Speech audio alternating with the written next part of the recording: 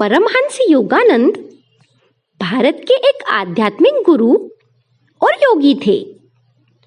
उन्होंने अपने अनुयायियों को अपने गुरु द्वारा प्रदान किया गया क्रिया योग का उपदेश दिया और पूरे विश्व में उसका प्रचार प्रसार किया।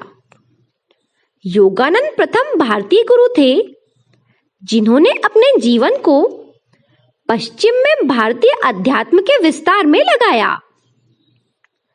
योगानंद ने 1920 में अमेरिका के लिए प्रस्थान किया था। संपूर्ण अमेरिका में उन्होंने अनेक यात्राएं की। उन्होंने अपना जीवन व्याख्यान देने, लेखन और निरंतर विश्वव्यापी कार्य को दिशा देने में लगाया। उनके द्वारा लिखी गई किताब ऑटोबायोग्राफी ऑफ ए योगी सर्वदा बिकने वाली एक सर्वश्रेष्ठ आध्यात्मिक आत्मकथा रही है। इस किताब के द्वारा योगानंद ने भारत के अद्भुत और रहस्यमय संतों से पूरे विश्व को परिचित कराया। आधुनिक भारत के परम संत महाअवतार बाबा जी के बारे में जनता को सबसे पहले योगानंद की किताब से ही जानने को मिला।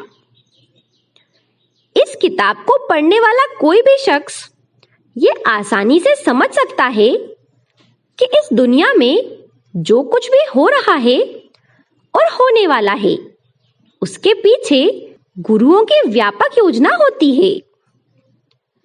योगानंद के गुरु स्वामी युक्तेश्वर गिरी थे।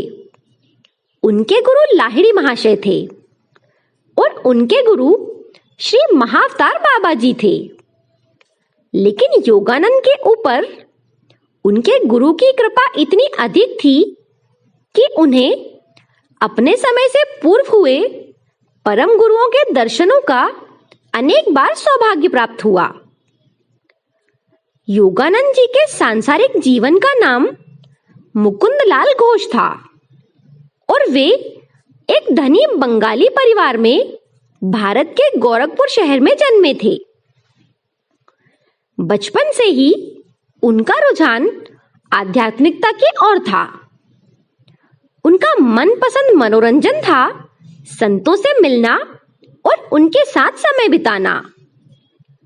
उनकी यही आध्यात्मिक रुचि उन्हें उनके गुरु श्री युक्तेश्वर जी तक ले गई। युक्तेश्वर गिरी के सानिध्य में योगानंद अध्यात्म के क्षेत्र में लगातार प्रगति करते रहे और समाधि का अनुभव प्राप्त किया। योगानंद के जीवन को बारीकी से देखा जाए तो यह समझ आता है कि एक शिष्य को निखारने में गुरु का कितना श्रम और प्रयास लगते हैं। अपने गुरु से शिक्षा प्राप्त करते करते एक दिन योगानंद को हिमालय के गुरुओं से मिलने की इच्छा जागृत हुई और वे अपने महान गुरु को छोड़कर हिमालय की ओर चल दिए। उनका ये सफर अत्यधिक कष्टप्रद रहा। अंततः हिमालय के तराई में उन्हें राम गोपाल मजूमदार नाम के एक सिद्ध संत से भेंट करने का सौभाग्य प्राप्त हुआ। उन्होंने योगानंद को समझाया कि ये निर्जीव पहाड़ किसी के गुरु नहीं हो सकते। तुम्हारे गुरु युक्तेश्वर गिरी जी एक सर्वसमर्थ संत हैं। उनके पास लौट जाओ। सिर्फ वे ही तुम्हारा कल्याण कर सकते हैं। इस तरह योगानंद पुनः अपने गुरु के पास लौट आए और उनके गुरु ने भी ऐसे बर्ताव किया मानो योगानंद कहीं गए ही न हो। अपने गुरु के साथ उनके आश्रम में समय बिताना योगानंद को अत्यधिक प्रिय था।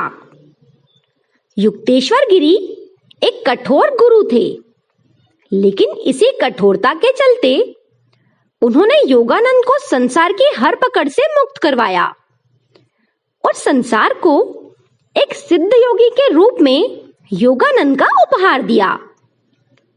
योगानंद ने साल 1917 में रांची में भारतीय योगदा सत्संग सोसाइटी की स्थापना की और उसके बाद साल 1920 में वे अमेरिका चले गए।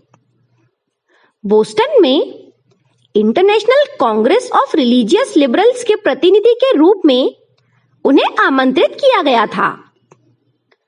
एक प्रतिभाशाली वक्ता योगानंद ने द साइंस ऑफ रिलीजन विषय पर सभा को संबोधित किया और उनका संदेश पूरे अमेरिका में गूंज उठा। वो शुरुआत थी पश्चिम में पूर्व के आध्यात्मिक ज्ञान के प्रसार की। उसी साल उन्होंने आत्म प्राप्ति फेलोशिप की शुरुआत की, जिसके चलते वे भारत के योग, प्राचीन दर्शन और ध्यान के विज्ञान को दुनिया भर में प्रसारित करना चाहते थे। अगले दशक में उन्होंने नॉर्थ अमेरिका और यूरोप के विभिन्न देशों की यात्राएं की और बड़ी-बड़ी सभाओं में लोगों को संबोधित किया। उनके भाषणों को सुनकर लोग मुग्ध हो जाया करते थे। अपने वक्तव्यों में उन्होंने दुनिया के महान धर्मों की अंतर्निहित एकता पर जोर दिया और क्रिया योग की आत्मजागृत तकनीक की शुरुआत की। परमहंस योगानंद की इस विश्व को सबसे अनुपम भेंट उनकी लिखी किताब योगी कथामृत ही रही।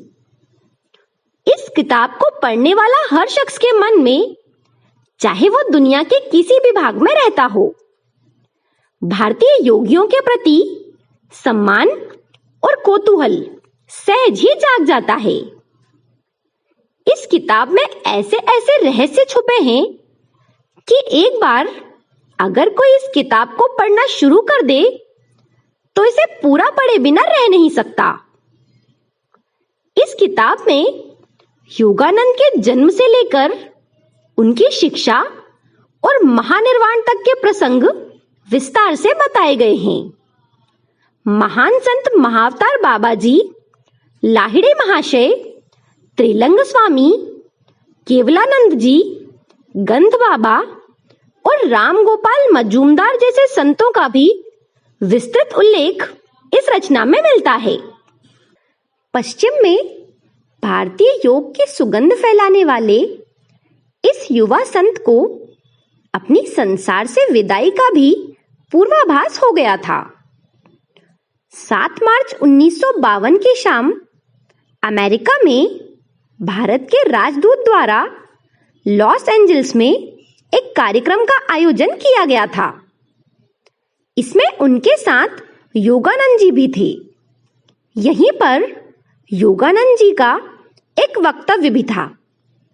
योगानंद उन्मुक्त होकर अपनी बात कह रहे थे। आखिर में अपनी कविता की चंद पंक्तियां कहीं, जिनमें मुख्यतः भारत की महिमा का बखान किया गया था। वक्तव्य की समाप्ति पर उन्होंने अपनी आंखें आसमान की ओर की, मानो वो किसी को अंतिम प्रणाम कर रहे हों। इसके तुरंत बाद उनकी देह फर्श पर लुढ़क गई। योगानंद जी के महानिर्वाण के काफी समय बाद भी उनकी देह फूल की तरह महक रही थी। योगानंद परमहंस और उनके महान गुरुओं को हमारा नमन।